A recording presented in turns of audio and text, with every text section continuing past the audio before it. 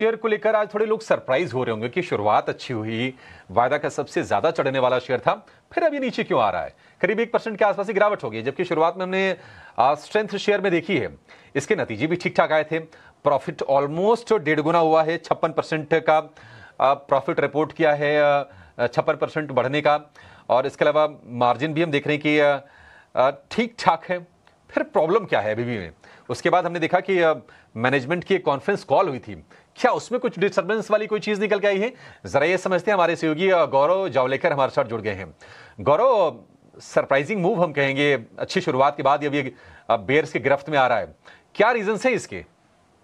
अगर हम बात करें एबीबी इंडिया की तो कहीं पे नंबर्स जो थे वो अनुमान से कुछ ज़्यादा ही अच्छे थे। अगर हम बात करें प्रॉफिटेबिलिटी तो जैसे आपने कहा कि 56% की ग्रोथ देखने को मिली और एक काफ़ी बड़ा पॉजिटिव मार्जिन एक ये था कि एबिटा मार्जिन जो है वहाँ पे 440 बेसिस पॉइंट का एक्सपांशन जो है वो भी देखने को मिला। और इसी के सबके चलते हुए एक अच्छा अपटिक जो है आज के दिन में हमें इस स्टॉक में देखने को मिला। बट उसके बाद ही अभी जो अगर हम बात करें स्टॉक प्राइस की तो कहीं पे अभी भी नेगेटिव में है ये स्टॉक प्राइस। और उसका मेन रीज़न ये है कि कहीं पे जो कॉन कॉल पे कमेंट्री हुई थी वो थोड़ी पेसिमिस्टिक साइड पे थी। इसके 3 मेन रीजन जो है वो हम हाईलाइट कर सकते हैं। सबसे पहले जो है अगर हम बात करें प्रॉफिटेबिलिटी की मार्जिन्स की तो Q4 CY24 के लिए एबीबी इंडिया का प्रॉफिटेबिलिटी मार्जिन जो है वो 15.8% पे है। और बट अभी जाके आगे जाके मैनेजमेंट का कहना यह है कि जो मार्जिन्स है मीडियम टर्म में 12 to 15% में रहेंगे। तो अभी जो लेवल पे हम मार्जिन्स देख रहे हैं उससे भी कम मार्जिन का अनुमान जो है वो मैनेजमेंट ने दिया है। इसके वजह से कहीं पे ये जो स्टॉक प्राइस है वो हर्ट होता है हमें देखने को मिली। दूसरा रीजन अगर हम बात करें ग्रोथ की तो इस क्वार्टर में हमें देखा कि एबीबी इंडिया की ऑर्डर बुक का ग्रोथ जो था वो थोड़ा स्लो था। अगर हम मैनेजमेंट के कहना माने तो कहीं के उनका मानना ये था कि 2 रीजन से इसके पीछे। सबसे पहले कहीं पे जो इलेक्शन का इंपैक्ट हमें इस क्वार्टर में देखने को मिला और दूसरा जो केपेक्स में स्लो डाउन है वो। बट इसके साथ साथ अगर हम बात करें ब्रोकरेजेस की तो यूबीएस का मानना यह है कि अगर हम इस दोनों रीजंस को भी माने और अगर हम माने कि बेस इफेक्ट भी ज़्यादा था तो इसके चलते हुए भी एबीबी इंडिया में जो ग्रोथ था वो थोड़ा अनुमान से कम था। तीसरी बात अगर हम बात करें वैल्यूएशन की तो फिलहाल के लिए अगर हम पीएस के साथ ये वैल्यूएशन अगर हम एबीबी इंडिया का कंपेयर करें तो सबसे ज़्यादा वैल्यूएशन पे जो कंपनी है फिलहाल के लिए ट्रेड कर रही है 55 टाइम्स प्राइस टू इक्विटी पे। तो ये भी एक कंसर्न है इन्वेस्टर्स को लेके कि कहीं पे ओवर प्राइस्ड शेयर है अगर हम पीएस के साथ कंपेयर करें तो। और इसी के चलते हुए एक अच्छे नतीजे के बाद भी वीक कमेंट्री और आगे जाके जो व्यू है इसके चलते हुए कहीं पे जो गिरावट है स्टॉक प्राइस में हमें आज के दिन में देखने को मिल रही है। ठीक है, मतलब बाजार में वही चल रहा है कि जो बीत गई वो बात गई।